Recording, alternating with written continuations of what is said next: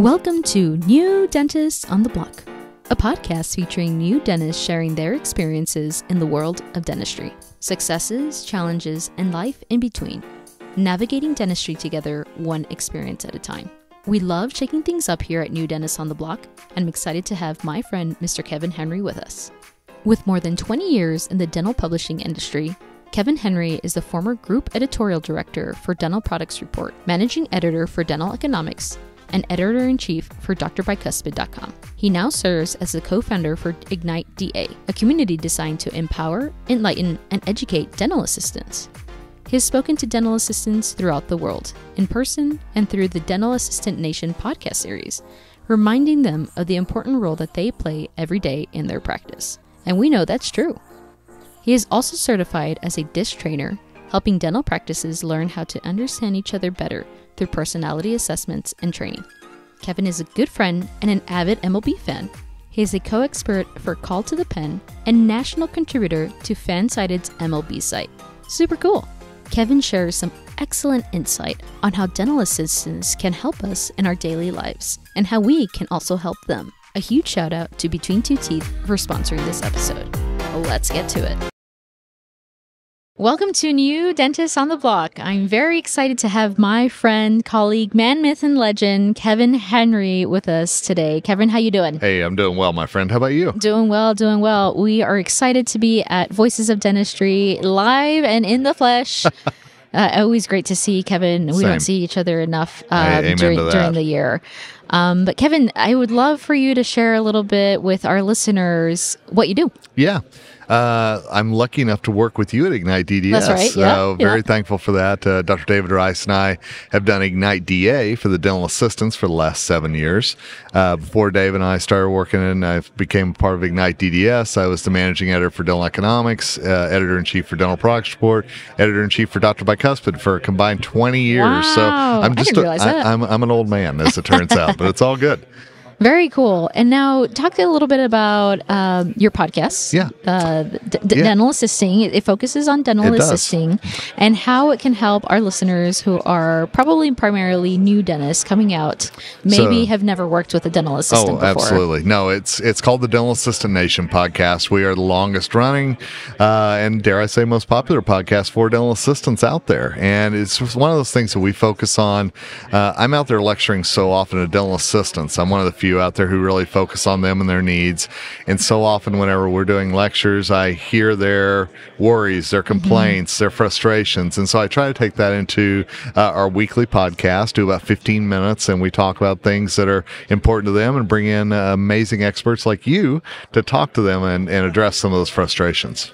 Can you share the most common or some of the common frustrations that you've heard from dental assistants? It's funny. I just finished a course at the Rocky Mountain Dental Conference, and it was called The Pitfalls in the Dentist-Assistant Relationship. And I had assistants and doctors text me anonymously. That way they could share their frustrations. I got over 50 text messages from the audience. And one of the biggest that I heard from assistants is the lack of communication. They get frustrated. I had two reference the mind reading. I'm not a mind reader. Right. Tell me what you want. Right. And so I think that's one of the biggest things is how do we communicate better in the practice? How do assistants know what you want?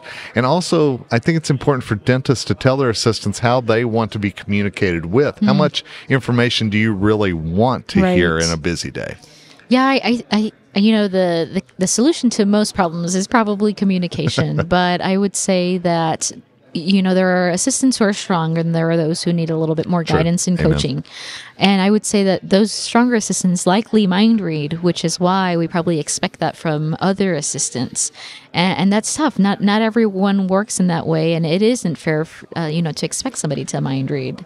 It's tough. Well, and I think about it in my own marriage. My wife is very and she'll admit this, she's very headstrong. She's very focused on one thing, whereas I'm an over-communicator. I tell probably way too much of the story. So we've even had to work on that in our marriage. And I see that in practice all the time as well. Whenever the dentist may want more information, but his or her assistant isn't, focused on that communication or isn't that kind of communicator.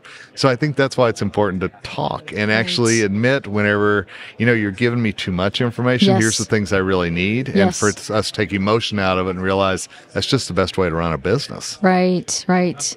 What would you say would be the most crucial steps that a new dentist should take when coming out of school with regard to learning to work and communicate with an assistant? Wow.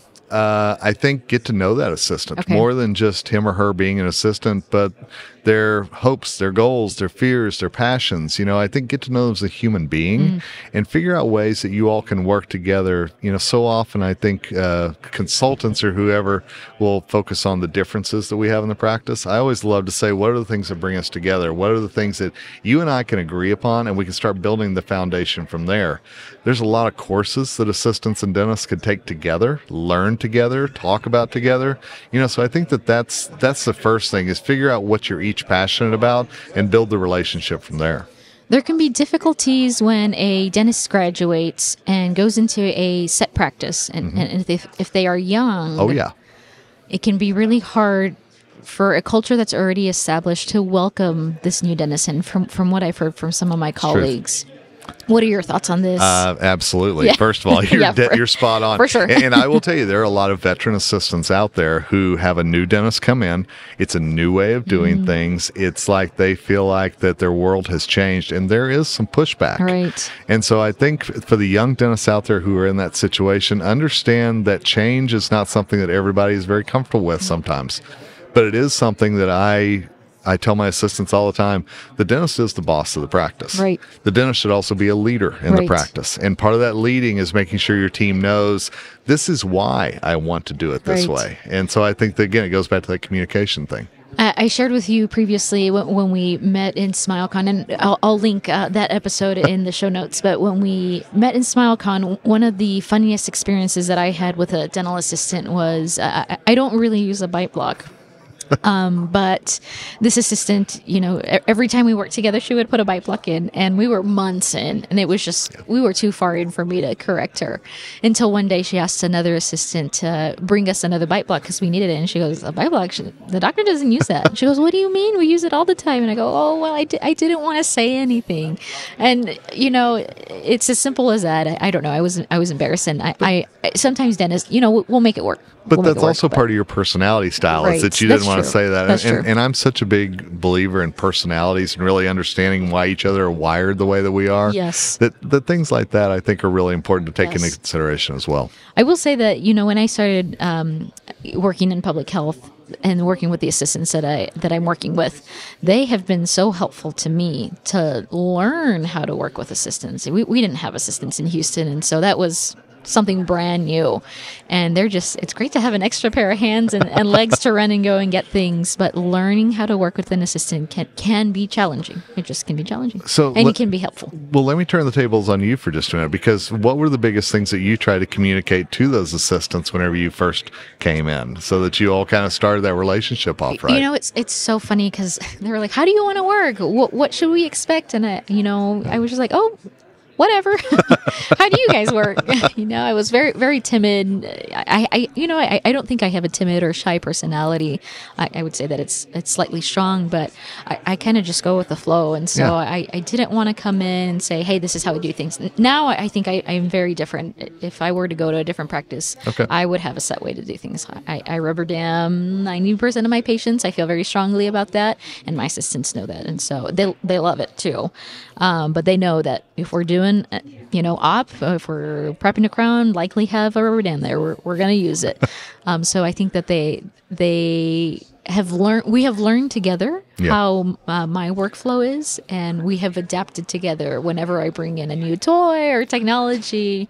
And together is such a key word, honestly. And I think that's something that assistants want in today's practice. Right. They want to know that they are part of the team, and I'm such a big boo-hiss guy to the word staff. I'm a big team guy, right? And I agree. I think as long as the team members understand this is why we do it, I want us all to do it together. Here's how we can learn together. Right. Those are really important things. Yeah, I agree. I think that team and staff just have different connotations to them, and I think team is a collaborative effort.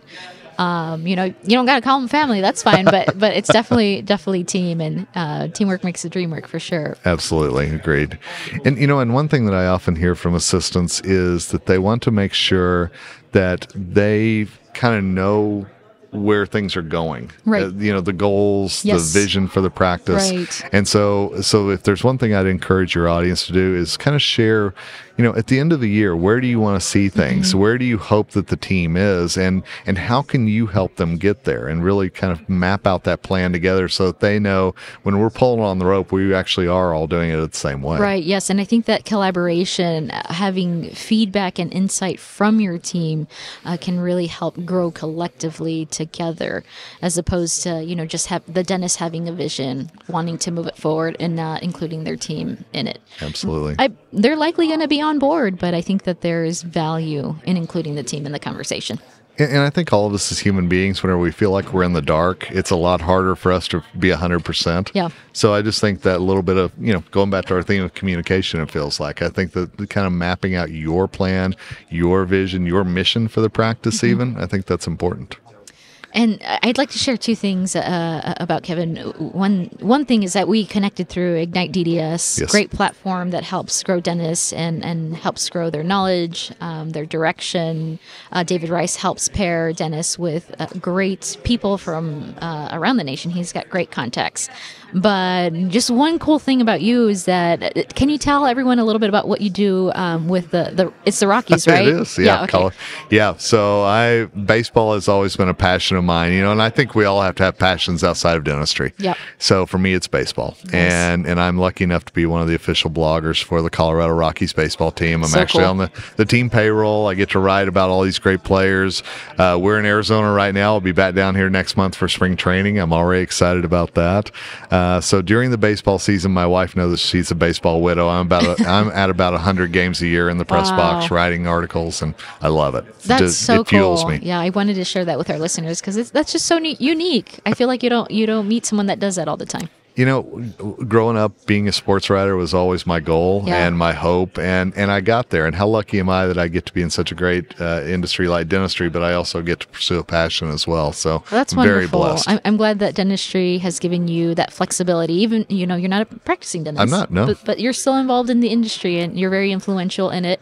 And you can have passions outside of dentistry. Yeah, and in my passion, to be perfectly honest, and what Dave and I first talked about when we started IgniteDA was I wanted to see dental assistants empowered, enlightened, and educated. Those are my 3 E's that I love so much about dental assistants.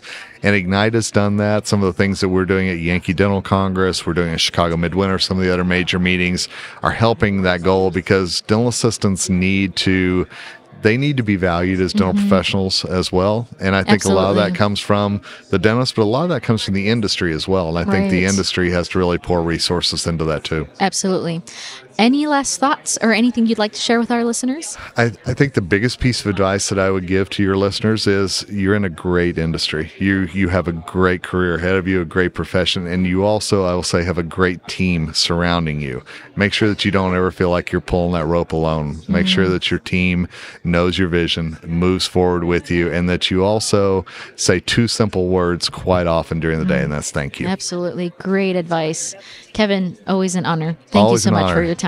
You too, my friend. Thank you for tuning in to this episode of New Dentists on the Block. If you would like to connect with Mr. Kevin Henry, you can find him on IgniteDA, and you can also catch him on his podcast, Dental Assistant Nation.